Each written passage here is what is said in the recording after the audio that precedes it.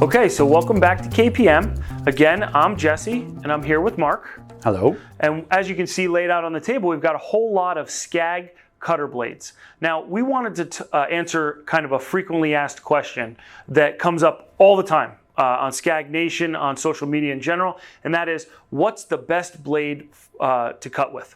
So Mark, can you tell us, what is the best blade to cut with?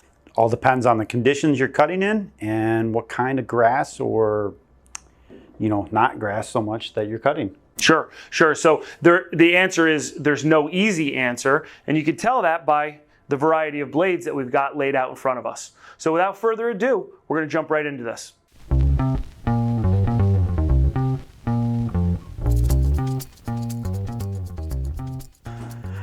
All right, so we'll start with the standard blade. 1 and 2, they're both standard lift blades. The only difference between these two blades, one is meant for any engine under 31 horsepower, so it's a little bit thinner. 2 is meant for any engine over 31 horsepower. It's a little thicker, it can hold up better to the higher horsepower, the faster speed of the blade basically. Those are the only difference. These are your universal all-around general cutting blades, not specific for any type of cutting as far as grass conditions or sand or anything like that. So Mark, you told me earlier before off camera that the reason why these they make a specific blade for the higher horsepower is because of that fin on there. What can you tell us about that?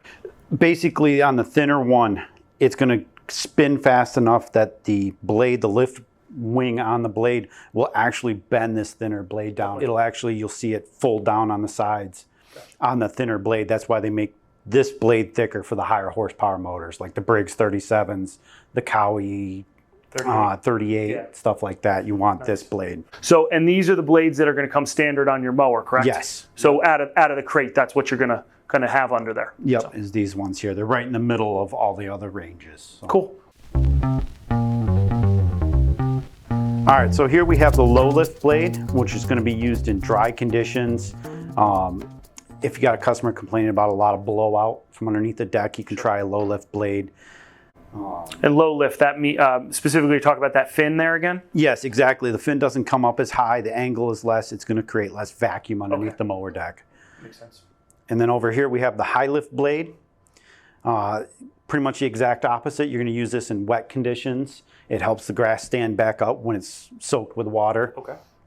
The Patriot non-blower driven catchers will use this blade on the discharge side to help get the grass into the bags and stuff. Okay, so before we move forward on that, that's an important little tip, and may not apply to all the other portions of the country, but certainly applies for the Northeast, and that is if you are having some issues with bagging specifically, or even with discharge in general, yep, in those wet and tough conditions, the high lift blade, you can try one on the discharge chute first instead of all three. Yep. And what's the reason behind that again? It'll help blow the grass out of the discharge open. But we're not using two high lifts there because the high lifts are obviously heavier and beefier, yes, and what they end up doing is robbing some of that engine horsepower. Yeah, you'll lose RPMs on the engine and basically, like you said, rob horsepower. So you're kind of comboing it. You're going to put one of these on the discharge and then two of the standard blades on the other two spindles. Yep, exactly. It'll definitely help in wet conditions, throw the grass out. That's a little recommendation that we give up here in the Northeast, especially in the early spring.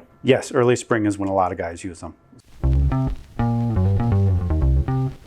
All right, number 5 is going to be the sand blade, mostly used in sandy areas, say Massachusetts, Florida, where you got a lot of sand. It's got a lot less lift, kind of like the low lift blade, and basically it keeps you from sandblasting the bottom of your deck. Okay, and what happens, I've heard about that numerous times. You're talking about it like eating away at the actual metal? Yes, it'll take the paint, take the metal right off. It'll weaken the welds, eventually and stuff like that. You get issues down the road.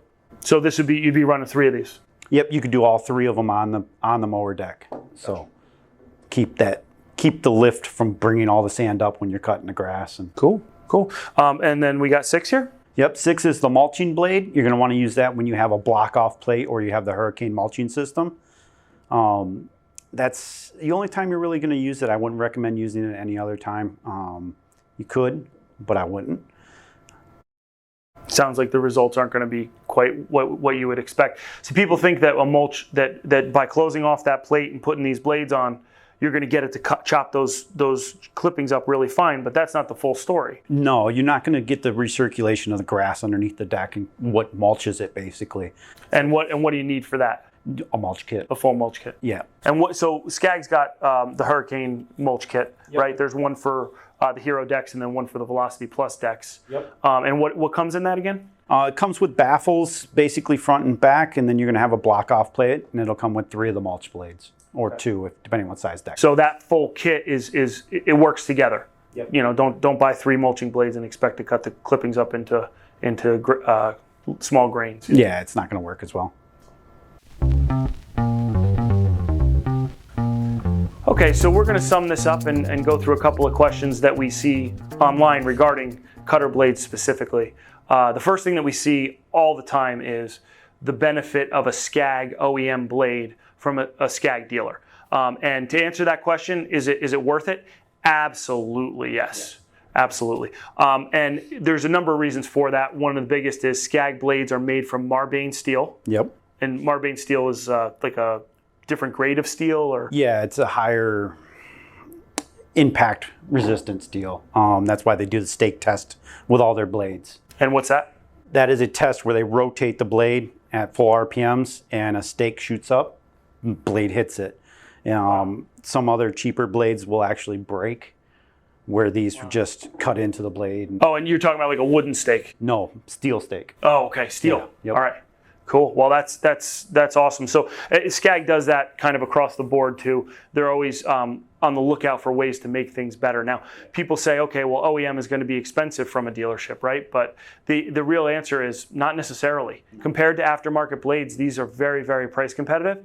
We also know that price isn't the only object on these. Yes. The performance is really what sets them apart. Yep, much better quality. Better quality piece, and that's true of a Scag mower top to bottom. So, Mark, tell us also. This is kind of a stupid question, but people have asked it, so I'm going to throw it out there. These blades come from the factory painted over. The sharp part's actually painted over. Is that a problem? Yeah, no, that's not a problem. I don't have to grind these or sharpen them or anything? No, you don't have to. You should be able to just bolt them right on and start mowing. Okay. And this will kind of wear down to an actual metal edge pretty quickly? Yeah, okay. Yeah, and it's still even pretty sharp even with the paint on there. That's the right angle and everything coming out of the factory? Right angle, everything you need it to go. Just bolt on and go. Sweet. So we've certainly seen that question as well. You can find all this information here on scag.com, and we're actually going to put a link to that on the screen right now. But one of the other resources for you, of course, is Scag Nation social media. That's what we're available for and happy to answer.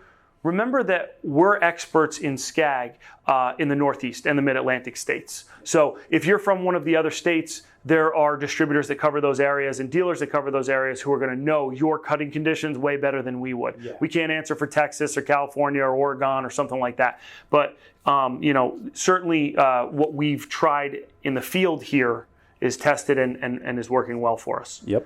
So drop us a line, and we're also looking for other topics to cover as far as like tech tips and frequently asked questions are concerned. So let us know what you want us to talk about. Thanks for watching.